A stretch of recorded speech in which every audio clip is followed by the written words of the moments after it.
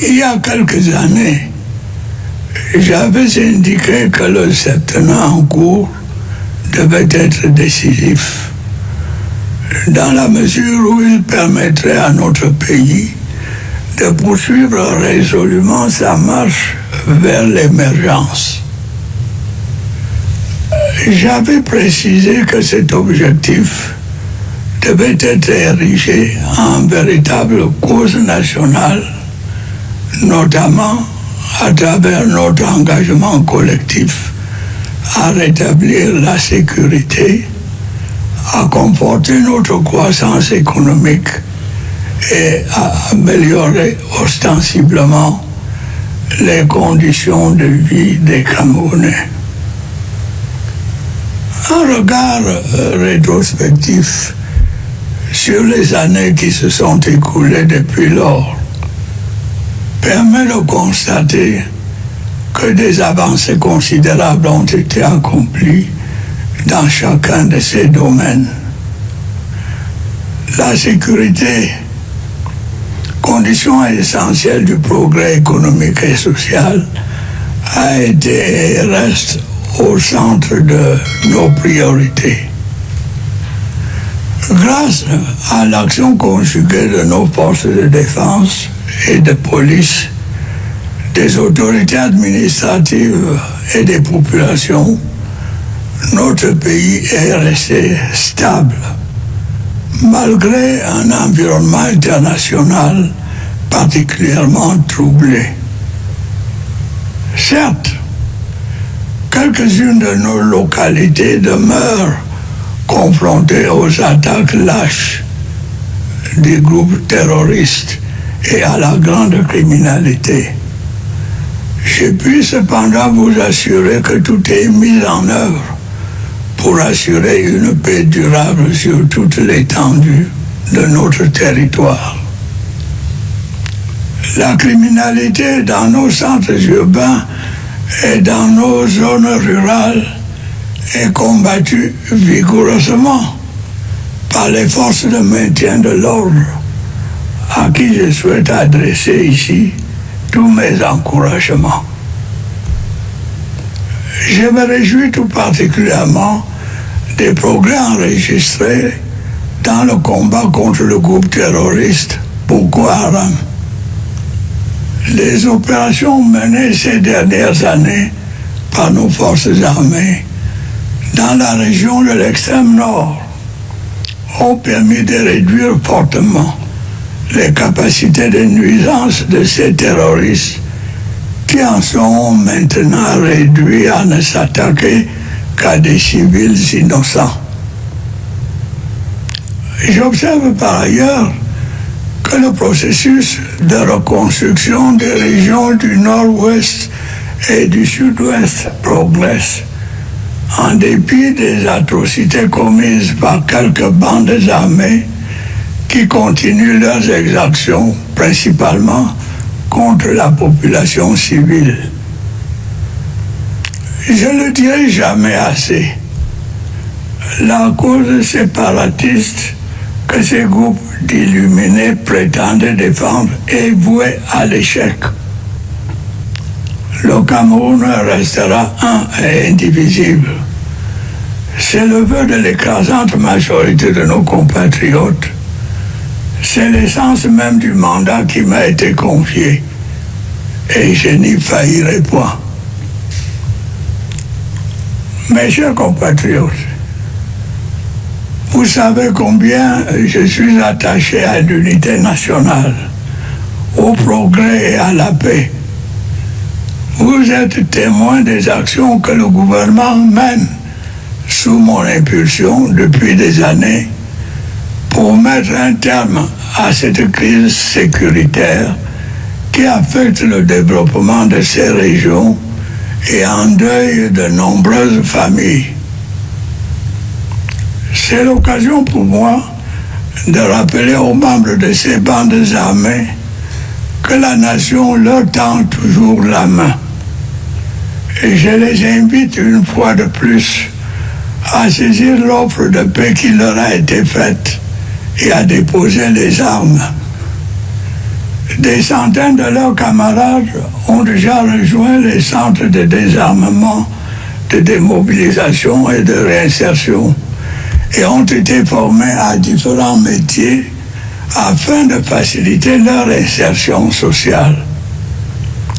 Le sort de ceux qui persistent dans la criminalité est peu enviable. Ils continueront d'être traqués sans relâche et répondront inéluctablement de leur forfait. Mes chers compatriotes, la consolidation de la croissance économique de notre pays est désormais une réalité. Le Cameroun est régulièrement apprécié par les instances financières compétentes pour sa résilience, malgré un contexte international particulièrement difficile. En effet, nous n'avons pas été épargnés ces dernières années par une série de chocs exogènes. La guerre en Europe de l'Est, les conflits au Proche-Orient, la morosité du marché des capitaux et des matières premières, les perturbations climatiques, les tensions inflationnistes et les fluctuations des cours du pétrole ont ralenti nos perspectives de croissance. Mais, en dépit de cet environnement difficile, l'économie camerounaise a enregistré un regain d'activité, avec un taux de croissance estimé à 3,8% en 2024 et projeté à 4,1% en 2025. Les mesures prises pour limiter les comportements spéculatifs et accroître l'offre des produits de première nécessité ont contribué à réduire l'inflation de 7,4% en 2023 à 5% cette année. La maîtrise de l'inflation devrait se poursuivre en 2025 pour se situer à 4%.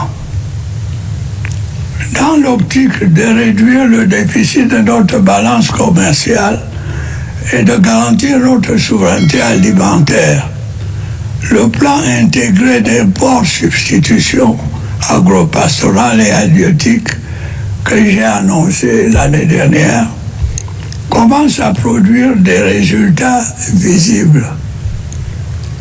Au cours de cette année, 452 tonnes de semences et 12 800 tonnes de farine ont été produites. Par ailleurs, notre répertoire de produits exportés s'étend désormais aux produits industriels, notamment à l'aluminium. Cette dynamique devrait connaître une accélération en 2025 à la faveur de la réforme de la Société nationale des investissements qui fait de cet organisme un véritable levier stratégique de promotion des investissements productifs au Cameroun. Le gouvernement a par ailleurs poursuivi les efforts de redressement et de transformation structurelle de notre économie à travers l'opérationnalisation progressive des zones économiques. Plusieurs initiatives ont été engagées dans ce sens, à l'instar de la zone industrielle intégrée du port autonome de Kribi. Celle-ci est dédiée à la transformation des matières premières telles que le cacao, le café et les verres. S'agissant du cas spécifique du cacao, la politique de promotion de l'excellence qualitative mise en œuvre ces dernières années a abouti à des niveaux de prix exceptionnels au profit des producteurs. De même, deux zones économiques spécialisées dans la transformation du bois sont en cours de démarrage à Edea et à Bertois. Il y en a également du technopôle agro-industriel de Ouassab à Bouté, par le Cotin, qui sera consacré à la production et à la transformation des céréales, des tubercules, du lait et de ses dérivés. Chaque jour qui passe, l'industrialisation de notre pays devient une réalité. L'ouverture dans la localité de Bipaga à Kribi de la plus grande usine de production de carreaux en Afrique centrale en constitue une preuve supplémentaire, avec à la clé la création de plus de 2500 emplois directs.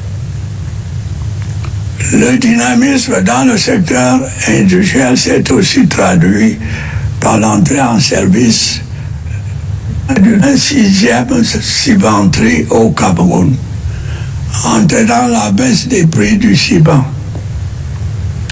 Il est incontestable que l'essor de ce secteur constitue la clé de voûte de l'émergence économique à laquelle notre pays aspire légitimement.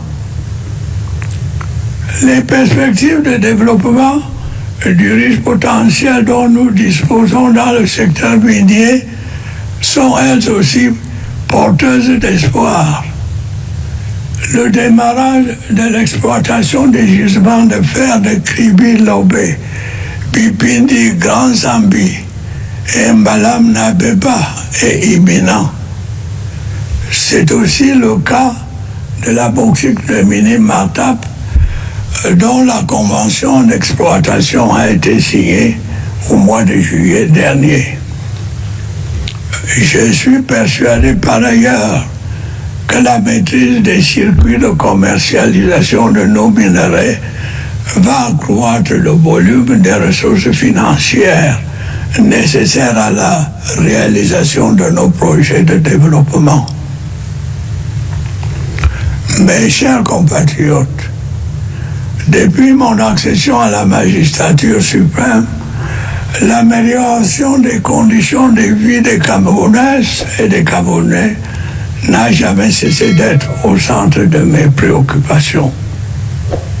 Sous mon impulsion, des efforts significatifs ont été consentis par les pouvoirs publics afin de garantir à nos populations un accès satisfaisant aux services sociaux de base.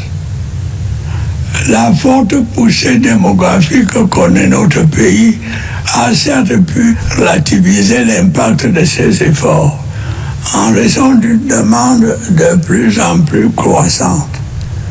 C'est pourquoi le gouvernement n'a cessé, sous mon autorité, d'accorder une attention particulière à la réalisation de projets qui contribuent à rendre meilleur le quotidien de chaque citoyen.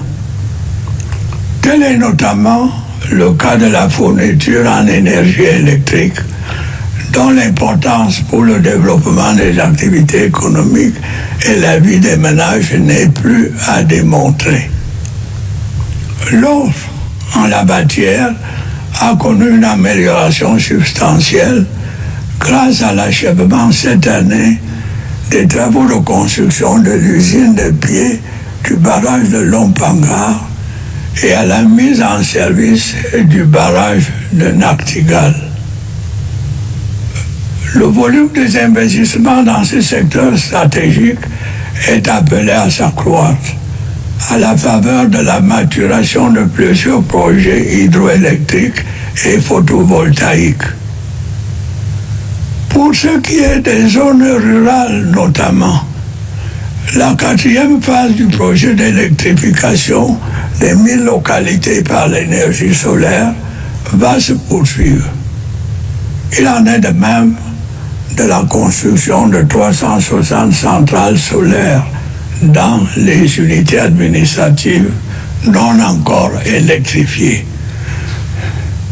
La réalisation de ces projets et le raccordement des réseaux interconnectés sud et nord permettra à terme de réduire les délestages et de résorber la fracture énergétique. Paul Biya, président de la République du Cameroun et figure emblématique de la politique africaine depuis plusieurs décennies, a prononcé son discours de fin d'année avec un ton qui se voulait optimiste, mais qui soulève des interrogations sur plusieurs plans. Analyser ce discours, c'est interroger à la fois la crédibilité des affirmations, le poids des réalisations évoquées, et la pertinence des promesses faites dans un contexte marqué par des défis persistants. Le président commence son discours en rappelant son engagement envers l'émergence économique et sociale du Cameroun. Cependant, ce concept d'émergence reste flou pour beaucoup. Depuis qu'il a été intégré comme un leitmotiv dans les discours politiques, peu de Camerounais perçoivent réellement les fruits de cette ambition. L'émergence, telle que définie par les autorités, implique une croissance soutenue, des infrastructures modernes et un cadre de vie amélioré. Pourtant, force est de constater que pour une grande majorité des citoyens, les inégalités restent criantes, et les infrastructures, bien que progressant dans certaines zones, demeurent déficientes dans d'autres. L'un des points centraux du discours est la question de la sécurité, que le président qualifie de « condition essentielle du progrès économique et social ». Il souligne les efforts déployés pour combattre le terrorisme, notamment le groupe Boko Haram dans l'extrême nord, et la lutte contre les groupes séparatistes dans les régions du nord-ouest et du sud-ouest. Certes, ces efforts ne peuvent être ignorés, et les sacrifices des forces armées méritent d'être salués. Cependant, la persistance des conflits dans ces régions témoigne d'un problème plus profond, une incapacité à adresser les causes structurelles des tensions, telles que l'exclusion sociale, le manque d'opportunités économiques et les revendications identitaires. Le président évoque également les initiatives de reconstruction des zones affectées par ces conflits. Ces efforts sont essentiels pour rétablir une certaine normalité, mais leur portée reste limitée par des facteurs tels que la lenteur des financements, les lacunes dans la gouvernance locale et la défiance persistante des populations vis-à-vis des autorités centrales. Dans ce contexte, l'appel à déposer les armes, bien qu'important, semble déconnecté des réalités vécues par ceux qui se battent pour des causes qu'ils estiment justifiées. En matière économique, Paul Biya se réjouit d'une croissance estimée à 3,8% en 2024 et projetée à 4,1% pour 2025. Ces chiffres, bien qu'encourageants, doivent être nuancés.